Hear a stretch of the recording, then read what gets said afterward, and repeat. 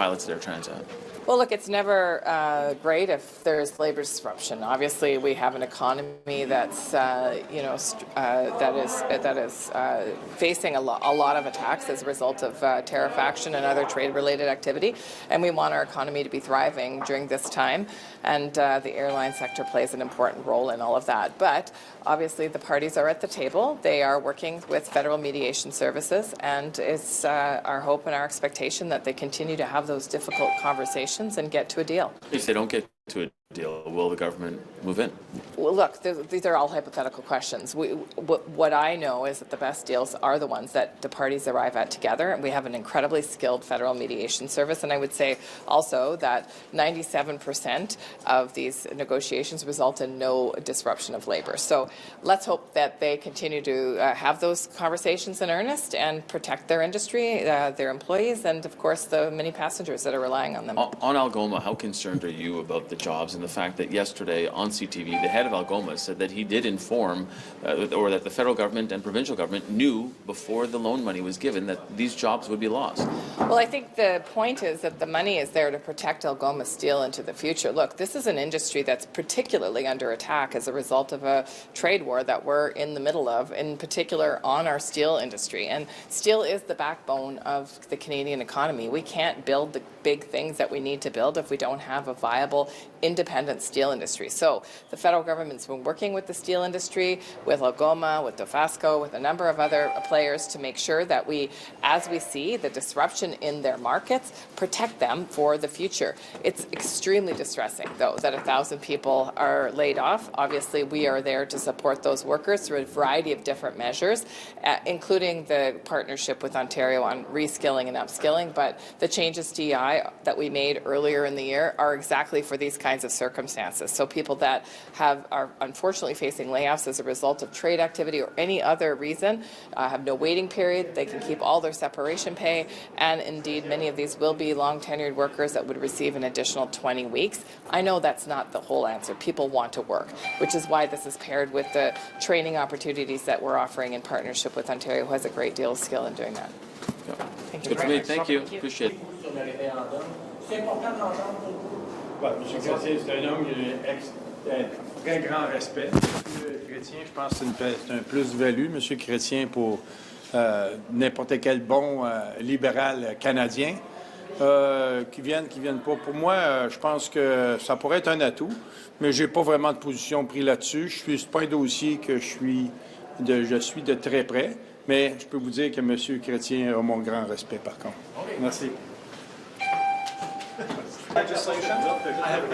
They don't want to take part in the gun buyback program, and they've ordered essentially their police services not to take part in this. What do you think about that? Well, I've seen the Liberals make a mash of gun registration and regulation in this country for years now. It's about time. I think Canadians want common sense, effective, rational gun control in this country, and so, I'm still going to be looking for the government to produce that. But should a province be allowed to say we don't want to take part in a law that's been passed by the province that deals with federal criminal legislation? Well, no, the law needs to be respected in this country at all levels. And that's an obvious principle, so that has to be enforced. Tim Hortons. My colleague Rafi Bouchikanian has just pushed a story out there about Tim Hortons pushing the federal government to lift the cap on temporary foreign workers and ease the ability to renew temporary work permits. How do you feel about that?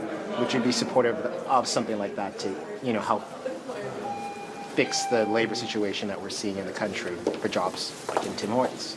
Well, again, I would say over the last 10 years, I've seen the Liberals once again make a complete disaster out of the temporary foreign worker program. I think it needs a complete overhaul.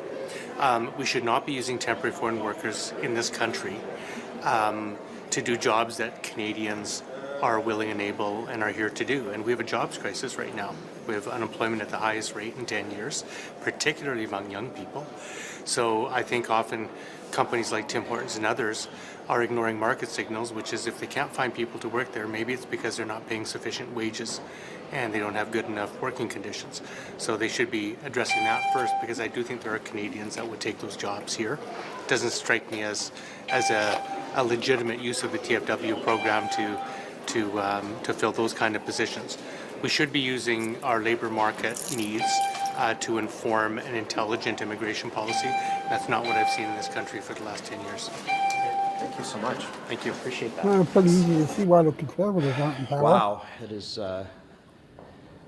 with profound pride that I'm here, that we are here.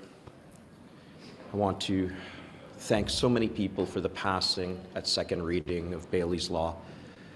This is just the beginning. We still have committee, we still have third reading, and we still have the Senate. And we will be relentless in changing the law on intimate partner violence. We've been tenacious thus far. We will be even more relentless going forward. This is the first step in a long journey. I want to thank so many people. We have a number of members of Bailey's family who've been supportive. Some of them here. We have Bailey's stepmom, Trish, Bailey's Aunt Debbie, and Bailey's dad, Shane, here. We also shouldn't forget Bailey's mom, Karen, and also Carrie, who survived the attack on Bailey. It is an honor to move forward collaboratively. This vote passed unanimously. This will be the biggest change to the law of intimate partner violence, potentially ever. And we won't stop working until this gets done. I'm so honored as well to be joined by our critic for justice, MP Larry Brock, and our deputy leader and seconder at second reading, MP Melissa Landsman. It's with their help and their ongoing help that we will pass Bailey's Law. We will pass Bill C-225, and we will change the law on intimate partner violence. I'll just see if anybody from the family has anything they wish to say. Thank you.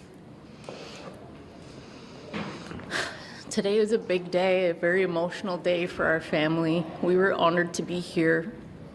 We're honored for all the support we've received. We want to thank you, Frank, for putting this bill forward, for supporting us through this. Like Frank said, it's a first step, and we're going to keep pushing until this bill is gone through completely. And this isn't the last. We're going to keep pushing for more and more change because this is unacceptable. Intimate partner violence is unacceptable, and we are not going to stand for it in Canada. And we want to thank the community for stepping forward and standing with us as well. We've received so much support from various people in our own community of Kelowna and all around Canada and even from the US. And so we're so motivated to keep pushing for change and to honor Bailey's name. Thank you so much, Frank, for doing that. Thank you. Thank you.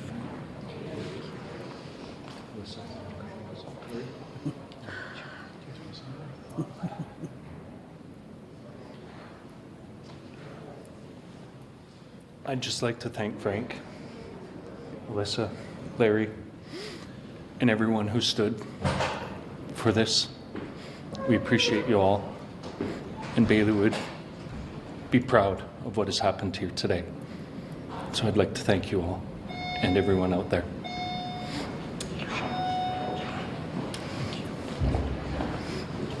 All right. Any questions? No.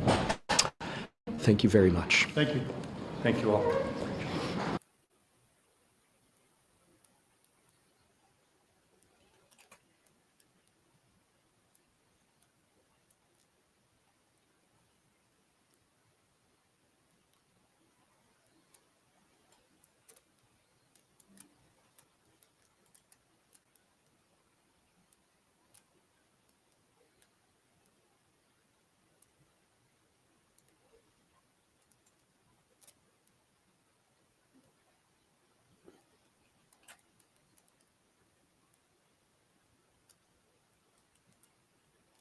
All right, guys.